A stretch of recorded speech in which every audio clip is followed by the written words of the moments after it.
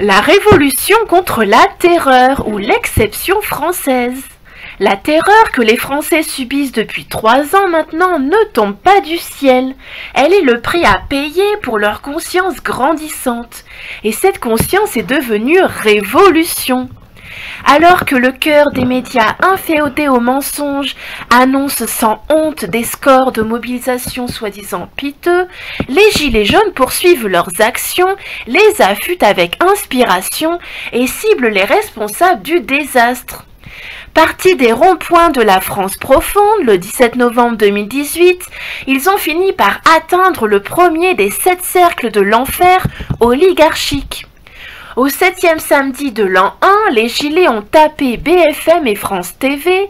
Il reste encore, d'après la légende, 6 cercles avant d'arriver au centre des enfers. Plus les médias mentent, plus les gilets jaunes se renforcent.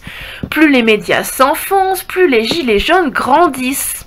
Le mensonge s'est retourné contre ses créateurs. Et derrière chaque gilet jaune, il y a 1000 ou 10 000 Français qui pensent exactement la même chose. Un peu comme sur YouTube avec les grands YouTubeurs.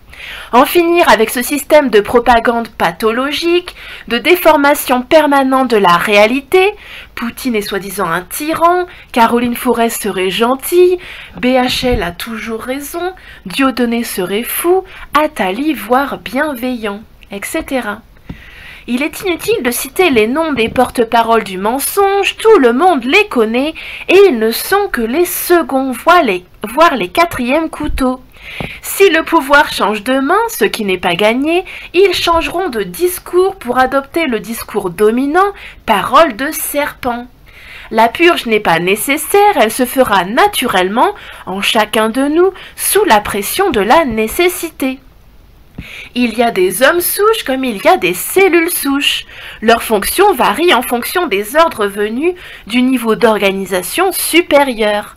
Inutile donc de tenser Apolline de Malherbe, de verbaliser Jean-Michel Apathy ou de fermer les grandes gueules. Ce petit monde appartient au passé. Occupons-nous des vivants. Le rapport entre la vérité d'en haut et la vérité d'en bas est en train de basculer. Le pouvoir ne tient plus qu'à une prime de 300 € lâchée en panique à des forces de l'ordre iniques. L'argent, notre argent, ne sert plus qu'à sauver les fesses des menteurs en chef. Bientôt, ils lâcheront encore un peu de lest pour ne pas prendre la déculottée du siècle aux élections européennes. Mais le match est déjà joué. Les menteurs ont perdu, les ingénieries ne marchent plus, tout le système déraille. Même un gros attentat ne changerait pas la donne, au contraire.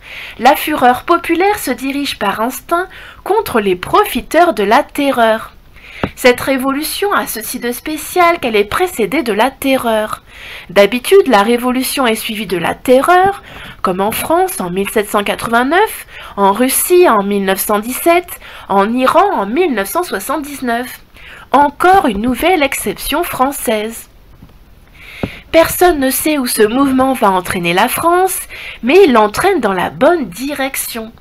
Tout ce qui est nouveau ne peut être que bon dans cette atmosphère de fin de règne de la pseudo-démocratie en décomposition. 3000 bolcheviks ont réussi à abattre le pouvoir bourgeois en Russie en 1917. Les gilets jaunes sont des centaines de milliers, voire des millions. Les collabos, ceux que le peuple exècre, ne seront pas abattus dans des fosses, mais tomberont d'eux-mêmes, pommes pourries dont nous avons pendant des années compilé et dénoncé les fourberies. On a cru que ça n'en finirait jamais, qu'on vivrait éternellement sous le joug empoisonné de ces malades. L'espoir a pourtant surgi, venu des entrailles d'Internet, un espoir qui a mûri pendant 20 ans, de 1998 à 2018, le temps que le niveau de conscience déborde de son lit et se transmue en action. C'est vraiment le réveil des consciences qui emmène des actions. Les accusations et les menaces déphasées des menteurs ne changeront rien à leur sort qui est déjà scellé. Leurs cris d'orfraie sont aussi grotesques que leur vie de parasites. Ils ne savent même pas partir dans un minimum de dignité. Alors là, dans l'article, on nous montre des tweets de personnalités connues qui dénoncent le complotisme, puisque certains gilets jaunes nous transmettent ordre de mobilisation générale, notre France est attaquée sur 2 fronts, le nouvel ordre mondial, l'immigration incontrôlée. Avec le RIC, qui existe dans de nombreux pays, comme aux États-Unis, nous avons le contrôle du pouvoir mafieux qui nous gouverne. Même acculés par la foule, ils continuent à vociférer et à demander plus de répression, plus de soumission, plus de silence.